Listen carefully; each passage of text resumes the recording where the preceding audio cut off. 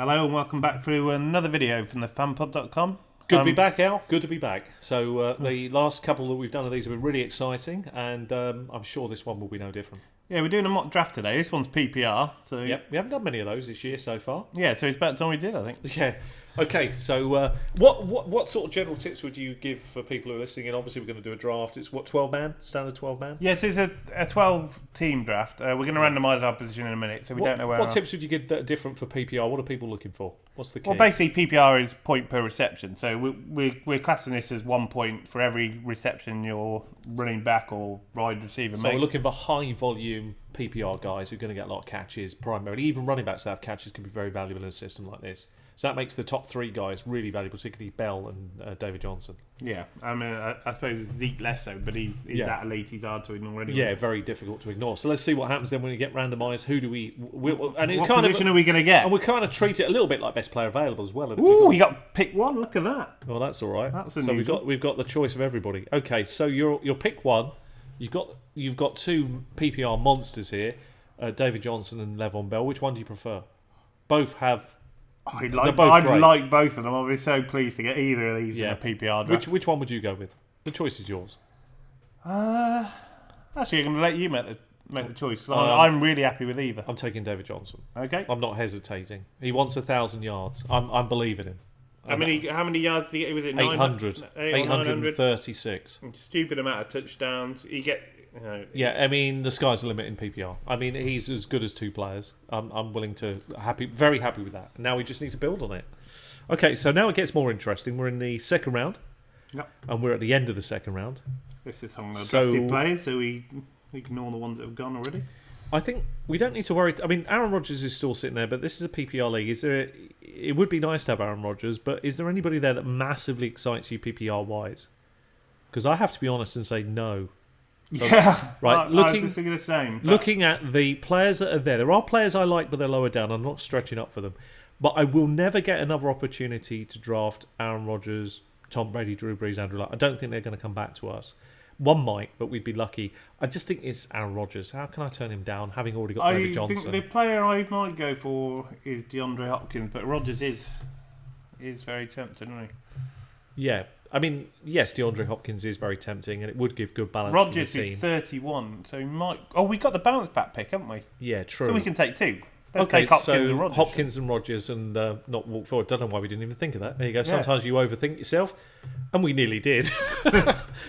So that's good news. Picking one, we're on the... So, yeah, that's nice. So looking at that team, you wouldn't be disappointed with those three. I mean, if you got David Johnson, Aaron Rodgers in your team, you've got a chance of putting up big numbers just with them two. Okay, so PPR again. Let's start looking at the kinds of players around at this point. I can totally see. I was hoping Terrell Pryor might still be there because I fancy a lot of volume out of him, but he went, which makes sense here. So we are facing some interesting quandaries in this picking list. Julian Edelman, good possession receiver. There are some numbers available for him. Carlos Hyde is interesting. He would be interesting, Carlos Hyde here, surely. I mean, running and receiving. For me, it'd be between Hyde and Edelman. Yeah, I'd be happy taking either. What are the? I think probably Carlos Hyde. I think there's an uplift with the change of management, so I'm going to go with Carlos Hyde. And they're going to be playing catch-up mode a lot. Yeah, so I'm going to go with that. I think this is going to work very well with Carlos Hyde because for PPR wise, it is a very. And we've got a big bounce back pick, so we can have both, can't we? Again, I think we do. Let's take Edelman. That's really what it comes down to. We just take them both. I mean, Brady to Edelman is standing dish now, isn't it? And I mean, there will be a lot of talk about how good Cooks could be, but I think Edelman at his ADP is very good value compared to Cooks, which you're going to have to reach up and take. Right, let's have a look, see who we've got. You got Brandon Marshall. He's going to be second wide receiver there now. There's going to be targets, but I'm not seeing the massive PPR CJ Anderson, not seeing not a it. fan. Eddie Lacy doesn't really catch balls. The player that interests me PPR wise, it is a little bit of a gamble. I've got one that I like. I like Amir Abdullah here. I like Stefan Diggs. And I like that too. So I'm going to go for safety first, so I'm going to go Stefan Diggs. Well, Bradford's so safe. He just loads of little catches for Diggs. He had last year. How many receptions did Diggs have? Was it about 80? 80 to 90, I'd say. Right. So I'm quite comfortable to say there's an uplift in that. I think Diggs was very exciting early part of the season, then faded away a little bit, and I think that was down to injury. He did miss a few games as well. So there's not too much to not like about that. So why don't we go Stefan Diggs here and then see who falls? We can add him to what we've already got. And we've got 2 good wide receivers as well. Okay, Diggs is a lock. And of course, we've got the next pick as well, haven't we? Yep. Amir Abdullah is still there. There's going to be... If we believe that he could become a 3-down back, no, I don't think he will be. You think it's still going to be Theo? Theo Riddick's going to be a pass catcher, no doubt in my mind. He's one of the best in the league. Okay. All right, so... Definitely. What do we do here then in terms of this situation? And we are faced with some interesting challenges in this. There are players I like, but they don't. Rudolph got quite a lot of catches, didn't he? You highlighted. Well, you highlighted a very good stat. No one, it is, but this is a different. This is a different thing. I mean, he got a lot of catches that were very short yards, but he was incredibly safe. We won't find many tight ends that are going to. Do you want 2 Minnesota players though? I don't think we do. No. Maybe CJ Anderson is too good for us.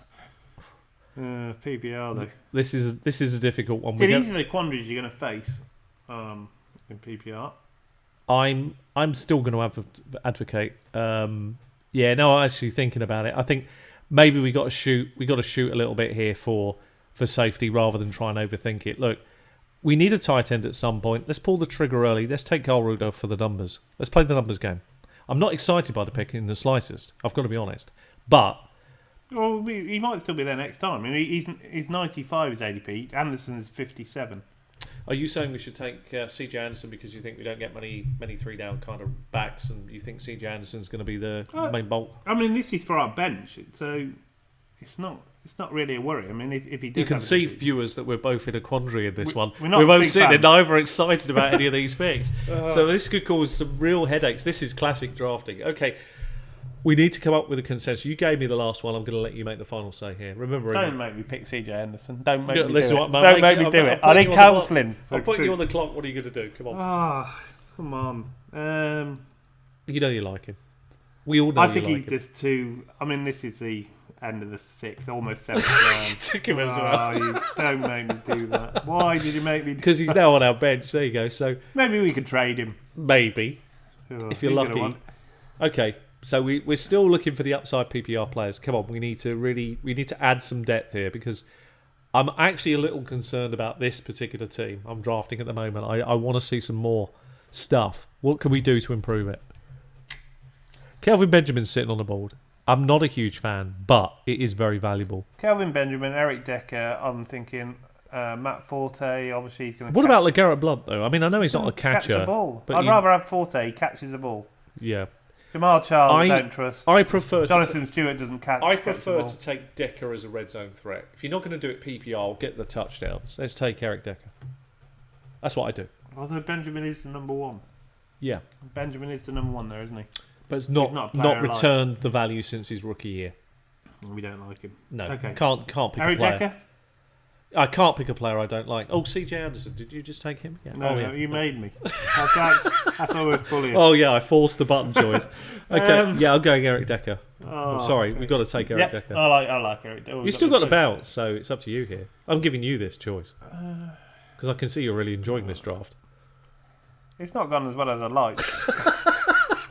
I like this quandary. This is a good one, the PPR. Look at all these are the quandaries you're going to get. Picking people you don't like. I'll tell you a player I would take here ahead of any of them, right? And I'm just thinking upside. You know who I'd go with? Who? If you go down the list, Derrick Henry is still sitting on the board. And the reason I'm taking him is he actually can catch the ball out the backfield as well as run. And if anything happens to DeMarco Murray, this is a PPR monster. So I'm going to take him now. I'm not going to let him get snagged off the board. I know it's early, but I'm going to do it. What about Matt Forte? He's going to play. He's going to catch the ball. No, I'm taking Derrick Henry. I'm going to shoot for the moon at this point of the draft. The way that the draft has gone, I'm not impressed with the way the draft has gone for us. So I'm now going to change the rules of the game. I'm going outside the ADP rules. I'm going to start shifting, if that makes sense, to get players I want. Okay. So I'm going to take him. I'm a fan of Derrick Henry, but. And you never know what might happen in that team. But we need a PPR monster. He could be really good for us. I don't think. And he has some work. Okay. Now it's your choice. Because I can see a lot of stuff that I'm not so impressed with. So what are you going to do? Story of this draft, really. I quite like Cameron Meredith. Deshaun Jackson catches big shots over the top. He's a deep threat. Yeah. He's not going to catch a load. Corey Coleman's interesting. Devontae Parker, but a bit glass for me. But again, he catches big passes, red zone target.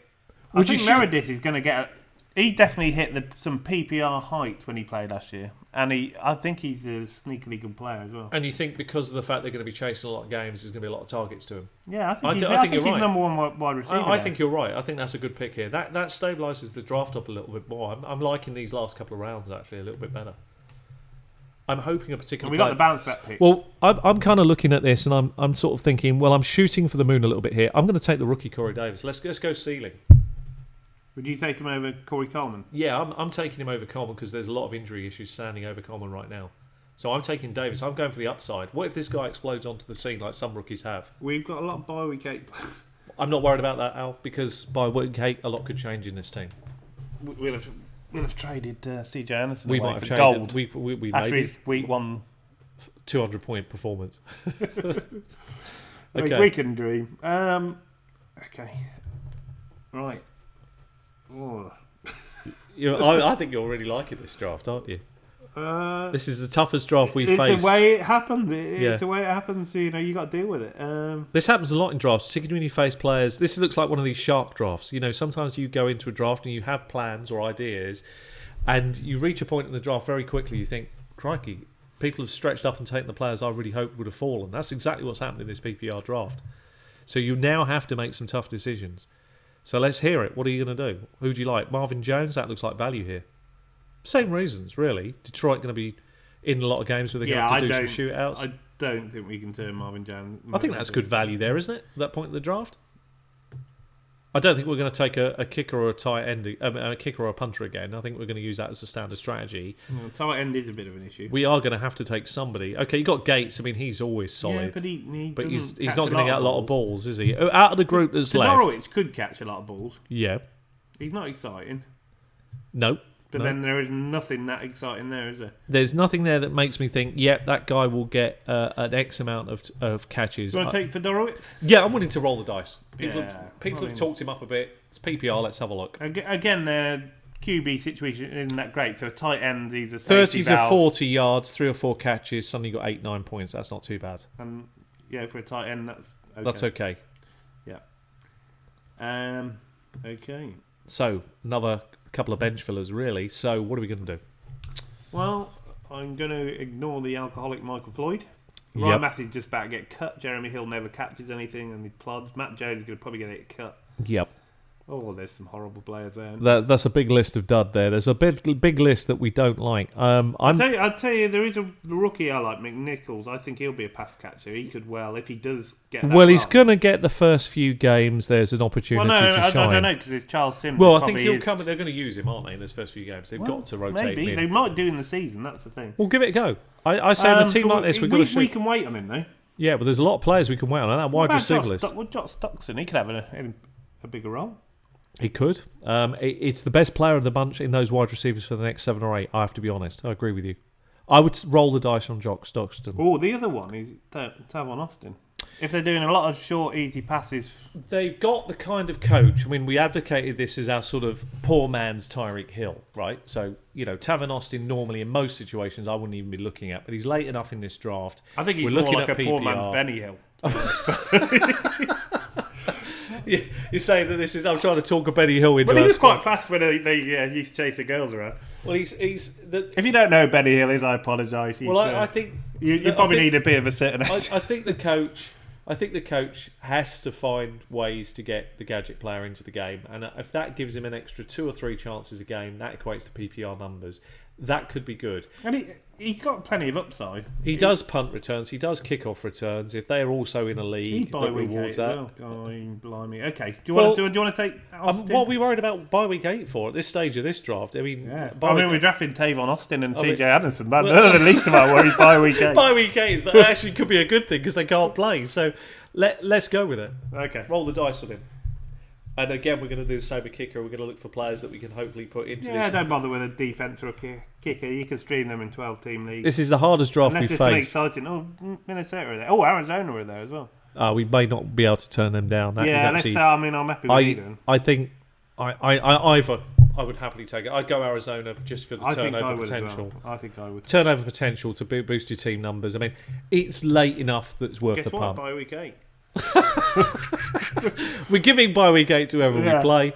but we may have already given it. It can be a strategy if all your players play in bye week 8, then you're strong the rest of the year. But, okay, we don't need a kicker. We do need one, but we'll worry about that. Is there somebody else? Can we find one little nugget of gold sitting out Josh there? Stockson's still there. Yep. I'm happy with that. Josh Stockson to finish off that lineup as a late round player is incredibly valuable, I think. There isn't anybody else that really excites me. I mean, Jeremy Hill is bad, especially for PPR. PPR no good. Andre Washington? No. I mean, I can't. Jeremy McNichols? Yeah, I mean, I'd take a flyer on him. Because would you take it? What about him? Would you take him or would you take Josh Stockson? I think they're the two that there's 3 players I would recommend. I like, if I'm being honest, the way this draft has gone, it's meant we've had to take some stretches. If we take Jeremy McNichols, it's another stretch. I think we should take Josh Stockson as last pick. It's safe. Yeah, we should shoot for safety there. Out. We've got enough risk in this draft. We've had to do that because the players we're paying no price for him. Players that we would have wanted to target have gone, and we're looking for breakout candidates. They gave us got an A. I can't believe that. An A? That shocked me. I think that should be a C minus. A? You just didn't. Okay, so let's be honest. I mean, ignore the grade because he pretty much he wanted us to take CJ Anderson. We took the bait. We're not happy about it. Well, you took the bait. I would never have touched it. You made me take it. I didn't. What made you? Let's look at the logic. What's good? But CJ Anderson can get you 8 to 10 points. You know. Okay, let's take away some of the negativity because at one point in that draft, I think we both felt the energy in the room drop. Right. The positive when we drafted CJ. The positive was you've got Aaron Rodgers. Arguably, he's only had one bad year in the whole of his career, so why would you expect anything other than? We've got David Johnson. We've got David Johnson. So the two together, let's be logical. It's a PPR league. Obviously, the quarterback's not going to really add to the PPR value, but I think he's a steady 300. Let's just give him that floor. That's about the floor, isn't it? Yeah. You got David Johnson. I mean, he got 270 in standard. So in PPR, so in fact, actually, it was more than that by the time the season finished. So in PPR, he could be worth. He's a PPR monster. 350. I don't think you have to justify. He had 80 catches. He could be 350. He could be 360. He could be 370. So you put the two together, and actually, there's not. It's not much not to like, actually. No. Then you add in the rest. Now, Carlos Hyde, as much as we're like, okay. I think Hopkins had 80 odd catches. So what's not to like there either? I know he had a down year, and there's a bit of a leap of faith, but we're happy. The talent's there. And Michael and Brock Osweiler isn't. So that's actually true. And Julian Edelman, I mean, he's a solid outlet valve. I mean, he's going to get 70 catches. He's going to catch loads of balls. 70 to 80. 85. Same with Diggs. He's going to be safe underneath catches. This is where PPR is different to standard. I'm liking the more I look at it on paper, I'm a little bit more happy at the end. We got CJ Anderson. We'll brush over that. But he'll come in and do you a job. In your flex if you need. On your bench, he'll do a job. Yeah, do a good job on the bench. We'll be doing our best to flog him to somebody in a trade as soon as possible. Eric Decker's a red zone target. He's not going to get a massive amount of target, but he's going to get touchdowns probably. Derrick Henry. Yeah. We love him as a player, and if that happens to Murray, you've got a monster. I personally believe there's some standalone value in any league's format with Derrick Henry this year, and he proved that last year. Yes, last year is his first year. Yes, it's not huge. He only had 500 yards, a couple hundred in the air. He had some 5 touchdowns. But you can only see those numbers growing. You can see the talent there. If anything happens to DeMarco Murray, it's an instant one. The talent's there, isn't it? So, it's an instant one. Yeah, exactly. And that's the upside you're looking for. That's the benefit of a draft like Cameron Meredith, he will catch a lot of balls in Chicago, injuries permitting this year. Corey Davis, absolute rookie beast, could be anything. Possibly. Could be anything. But he's possibly going to be bigger plays rather than PPR plays. But we have to take some shots at the risks, and it's a great shot to have. And if he does do well, he's somebody you can hype up and we like the offense and the direction that Tennessee Titans are moving in. So why wouldn't you buy a piece of that? So Marvin Jones is a 1A wide receiver. Yeah, started last year really hot and then faded quite quickly, which is a real shame. But the potential's there to have a really solid year. He did get hurt, so there is a possible reason for it. So I do like what we've got. I think we are going to face some realities checks with this team. It's going to have some games where we kind of stutter a little, but we've always got some good. You just don't know how things are going to turn out. So we got Tavon Austin. Yeah, we're picking him late, and Josh Stockson. They're both problem with that. They're both late round flyers. Yeah, you know. I mean, they're what I call flex players. I mean, it's exactly how you would use them. You'd use them in the flex, and we may well have to. We've got so many people on bye week. They may well be our flex players. Well, he's one of them, thankfully. Yeah. Okay. Do you like the team? Did you like the fact Al squirmed? That's worth a like and a share any day of the it's week. not. Worth a thumbs up and a comment. Put a comment on there. And Why subscribe. Did he pick him? Why did he pick? Why did he? If you want to see more of the misery, why not subscribe? If you want to see more of misery, let's get the CJ Anderson pick again. Okay. Thanks very much for watching.